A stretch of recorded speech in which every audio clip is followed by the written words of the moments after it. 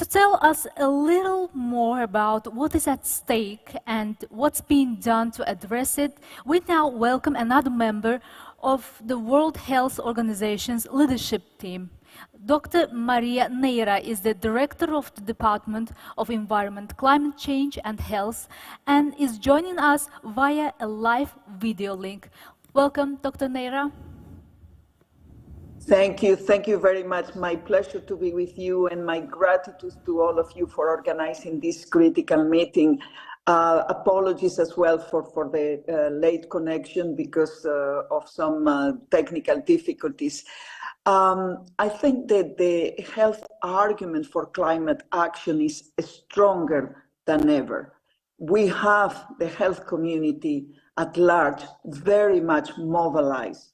You heard from statements before that during the World Health Assembly, not only the World Health Resolution was approved on climate change and health, but it was approved with an incredible consensus, with an incredible support and engagement by all the member states that expressed support.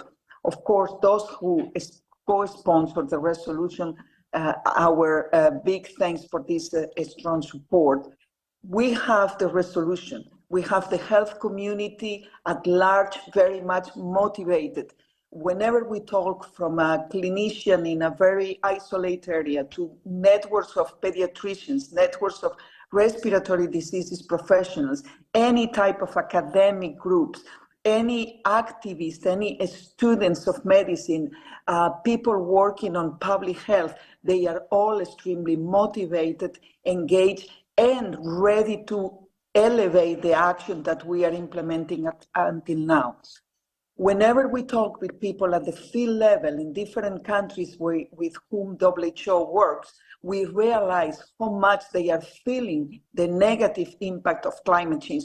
No excuses, even for those who until now, they were thinking that climate change was only an additional issue that they cannot take with because they had many public health problems and they cannot afford another one. Now they realize that climate change is the health issue that they need to prioritize above everything because they are, climate change represent affecting the pillars of our health.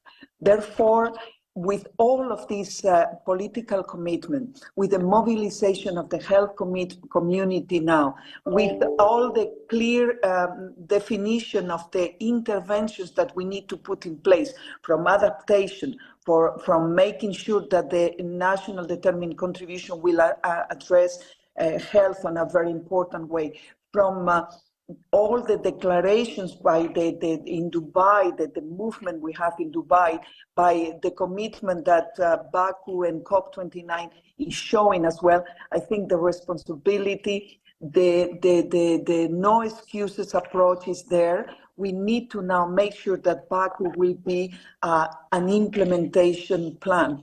I think this health and human capital is an important decision to invest in the health workforce is extremely important.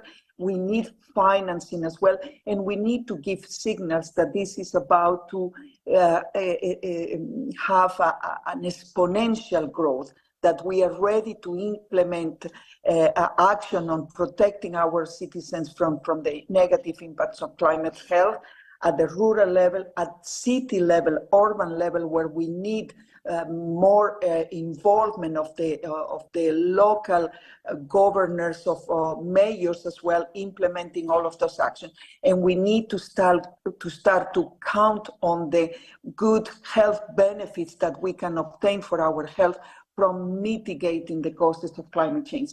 I think all the pieces are there. The puzzle start to be complete, so it's now up to all of us to transform all of this willingness, all of this political movement, all of this engagement, all of these commitments, I hope, for more financial support on something tangible that will convince our communities that this is elevating the level of ambition and the speed at which we need to respond in confront to this massive public health that we need to respond to.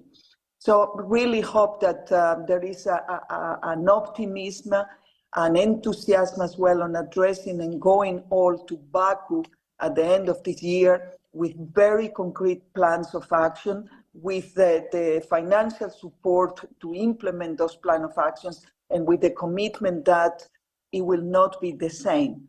The speed will be completely different and accelerated, and the ambition level will be as well the one that will respond to the magnitude of the public health issue we are confronting.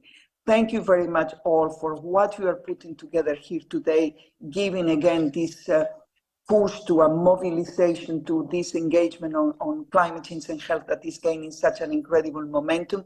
And please transform all of this energy. We count from WHO that all of this positive energy, human energy, will be transformed on the renewable and sustainable energy we need to address this problem. Thank you very much.